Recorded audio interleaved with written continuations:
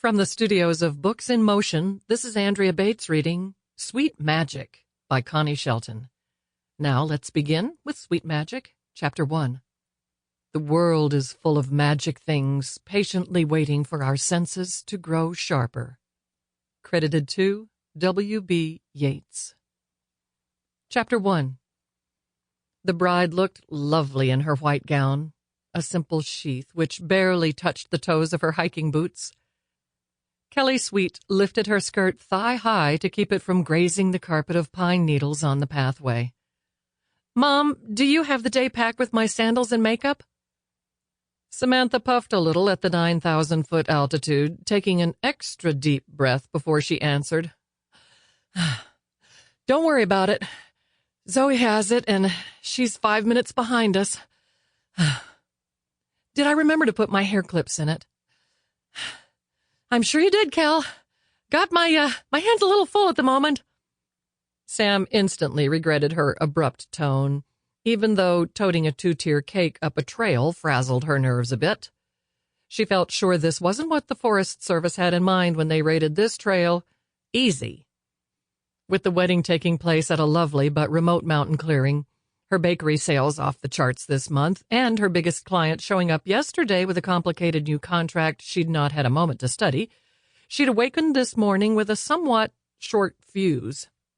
Her husband, Sheriff Beau Cardwell, had, of course, received an emergency call at 5 a.m., but he'd assured Sam he'd be at Pine Ridge Point in plenty of time for the noon ceremony. Kelly and Scott had reserved a picnic area weeks ago, and even persuaded a couple of their friends to spend the night up there to be sure no one else encroached. Kelly wanted to arrive early to ensure her veil was in place, her makeup perfect, and her wild, cinnamon-colored curls somewhat tamed. Her large cast of friends was here to be sure the flower-covered arch was in place, the cake and serving pieces set up, and the clearing was reasonably free of elk droppings. That last request was never a certainty anywhere in the forest.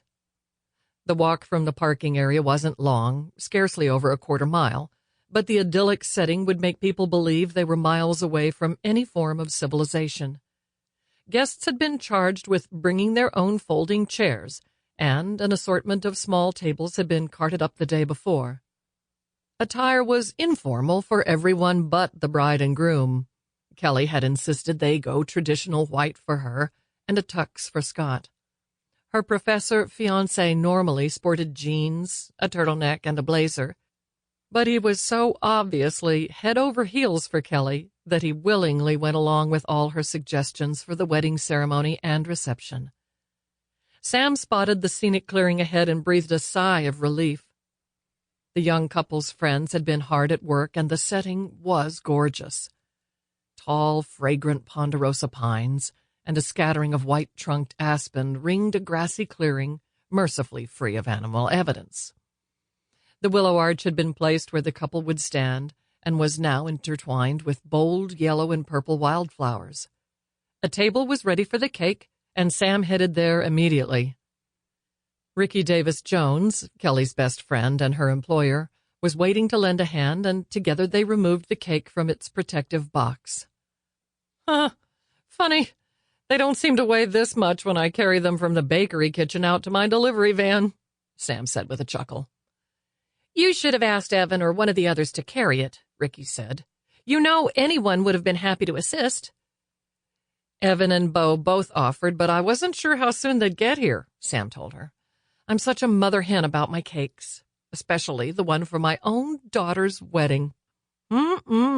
Can you imagine if it had gotten messed up?" Ricky rolled her eyes. "Oh, hell to pay. Pure hell. As it is, I brought my emergency kit." Sam slipped the small pack off her shoulders and unzipped it to reveal an ice pack, a plastic bag with several extra buttercream flowers, and a pastry bag filled with icing to match the cake's soft ivory coating.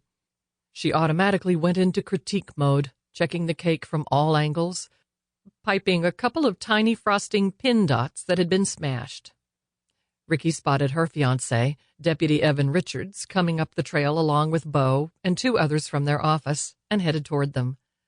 The morning's emergency must have been resolved, Sam thought with delight. Sample complete. Ready to continue?